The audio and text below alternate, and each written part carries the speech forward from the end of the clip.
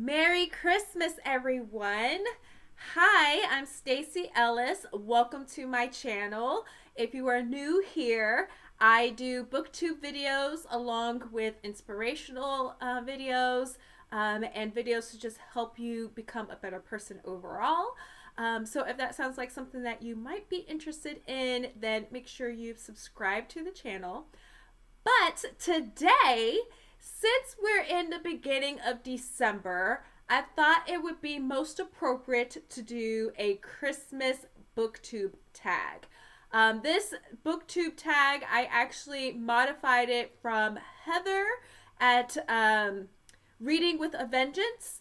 I modified it based off of traditions that I'm more familiar with, and also, I just modified it to my liking.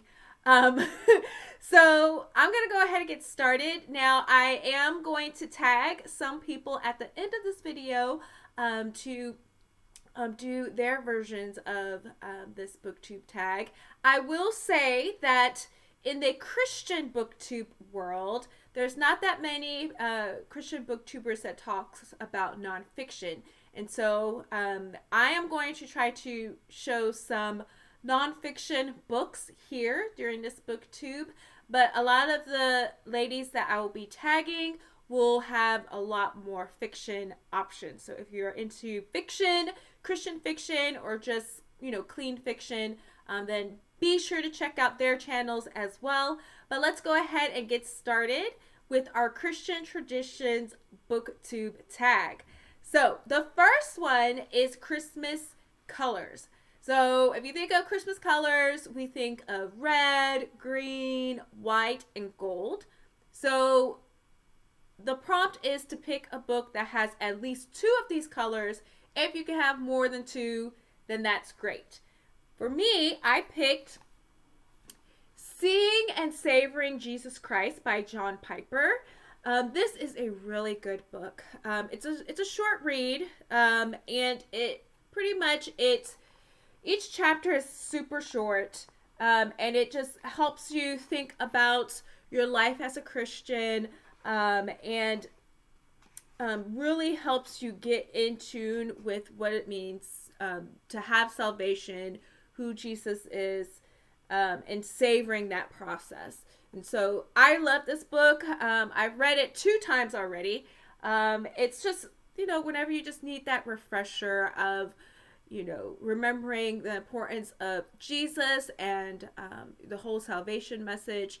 It's a nice, quick read. It's great for devotionals as well. Highly, highly recommend it.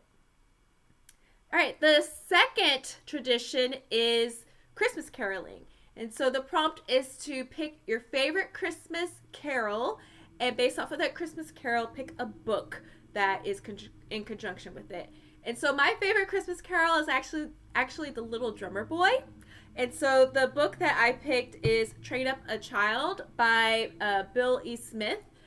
This book is actually geared towards teenagers as opposed to parents. And it's to help develop teens into becoming godly men and women. And so I'll be honest, I have not read this yet. This was given to me by my friend who was in seminary, and he ended up becoming a youth pastor, and he recommended this book to us, and he gifted it to us. So definitely recommend if you are planning on having kids, or if you're a teenager yourself and you just want to grow in your walk with Christ. This is a really good book for you. The next tradition is Christmas trees. And so the prompt is anything trees. So any book that has a tree. It doesn't have to be a Christmas tree, but just a tree. And I'll be honest, I had some difficulties with this one. But I ended up finding this one. Obviously, there is a tree in the middle of this book. And this is Basic Theology by Charles Ryrie. I don't know how to pronounce his name. I actually use this whenever I do topical studies. If there are certain topics that I am trying to explore more in the Bible, I would just go through this and, read up on it. So this is just one good resource if you are trying to grow in your Christian walk and you just want to go a little bit deeper. Basic Theology. I haven't read this whole thing. I use it more as a resource. Maybe one day I will read it all the way through. But it's definitely a good thing to have on your shelf. All right, the next one is Sending Christmas Cards, a book that's written in letter form. So for this one, I don't have an actual hard copy, but I have listened to it in audio version, and that's Screwtape Letters by C.S. Lewis. I love this story. I do want a hard copy. So it's just pretty much it's two demons writing letters, pretty much stating like their plans on how they deceive the human race. And it's just quite interesting, seeing, their perspective on how they might see things, and their strategies to try to, get us to not focus on Christ. So that is that prompt. And then we have Mistletoe. And so a book about love. Now, I know a lot of people are going to have some type of romance book, but I'm doing things a little bit different. Again, I'm focusing on nonfiction, Christian nonfiction mostly. And so I have Sacred Marriage. This is by Gary Thomas. This book is one of my favorite marriage books. It is my favorite marriage book of all time. I got this as a gift from the same friend that got me the other book. When me and my husband got married, I did not read it right away. I had it for a while. And then one day I was like, okay, let me just start reading this book. And I am so glad I did, because it literally transformed my view on marriage. I feel that some people who struggle in their marriages, that are on the path to divorce, if you just get this book and you read it, I guarantee you it will be life-changing, and it will change your view of what marriage is. Just to give you a little sneak peek, it says, what if God designed marriage to make us holy more than to make us happy? That's what this book is about. So really, really good book. Highly, highly recommend it. I normally give this book away to people who get married. That's how life-changing it was for me. So highly, highly recommend it. If you are getting married, planning on getting married, or if you're already married. All right, the next one is St. Nicholas. Now, I put St. Nicholas and not Santa Claus, and the reason for that is because Santa Claus is not real, but St. Nicholas was a real person. And St. Nicholas, if you know the true story of St. Nicholas, the whole idea of giving came from St. Nicholas giving money to this poor family, so that way the father could marry off his daughters. And so that's where the whole idea of giving during Christmas time came from. It was from St. Nicholas, a real person. Okay, so with that in mind, what is a book about giving? There might be something giving about it. If you don't have a book about giving, what is a book that you would give to someone? So this book here, Sacred Marriage, is for sure a book I would give to someone, and I have given to people over and over again. Like, this is like one of the go-to wedding gifts that I give to people. But I do have an actual book on giving, like where giving is a principle in the book, and that is actually Whose Money Is It Anyways by John MacArthur. This is typical biblical concept in the Bible of giving to the church. It's not necessarily about just like tithes and offering type thing. I'm not even a person that believes in tithes, which we can have a talk about that another time, but just the concept of giving throughout. I did not finish this book. I started it and then I restarted it. So I can't give you a full synopsis on it. But If you have questions about giving, John MacArthur is a good go-to. So, that is for giving. The next tradition is the nativity scenes. So, a book about Jesus. Okay, so obviously this is one that I modified from the original prompts. So, I have another book by John MacArthur, The Jesus You Can't Ignore. This is a great book because a lot of times within the Christian community, everyone likes to paint a picture of a soft Jesus. A Jesus that is just there to heal people and to love people, which, yes, it's true. Jesus does, do those things. But if you actually look at the Gospels, Jesus was a cutthroat, hardcore brother. He was not always sweet. He was in your face, telling you how it was. He had moments where he was yelling. He had moments where he was throwing tables. So that's part of who Jesus is. You can't ignore it. So John MacArthur talks a little bit about that and what does that mean for Christians. So very, very good book. Then we have Christmas lights. So some type of book that either talks about being a light or has light in like the cover.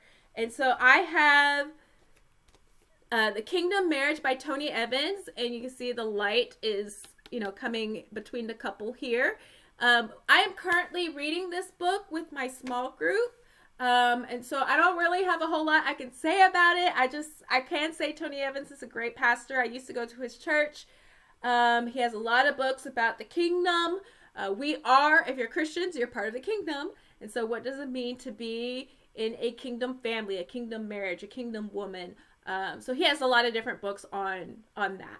So I'm reading this right now. Can't really tell you much about it yet, but it is good. And then we have the tradition of elves on the shelf. Elf on the shelf. And whenever I think about elves on the shelf, like every day somebody, who has the elf, they'll put it, in a different scene. And when you see it, it's like a big surprise, right? It's like, oh, wow, look, that's, it surprises you. Like, oh, cool, the elf looks different today. So what is a book that surprised you?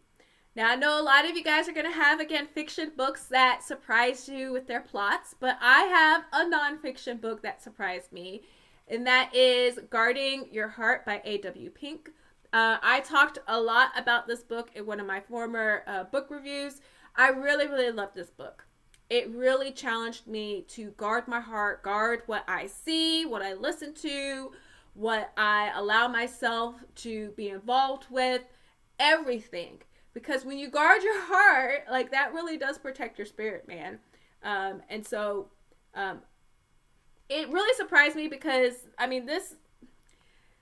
this guy was around in the 1800s, the early 1900s. So I thought it was going to be a very boring read. It was a very, very good read. And I really, really enjoyed it. I wasn't thinking it was going to be a good book at all. And it was. So it definitely surprised me. The last one is Christmas cookies. And cookies are nice and sweet. So what is a sweet book? A book that was sweet to you?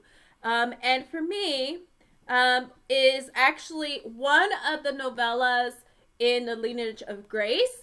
It is Unafraid, the story about Mary, the mother of Jesus, in the Lineage of Grace. Reading the story of Mary, the whole time I just was like, oh, this is so sweet. The way that Jesus would talk to his mother, the way he treated her, the way that she saw things. It's just, for me, the whole story just seemed so sweet.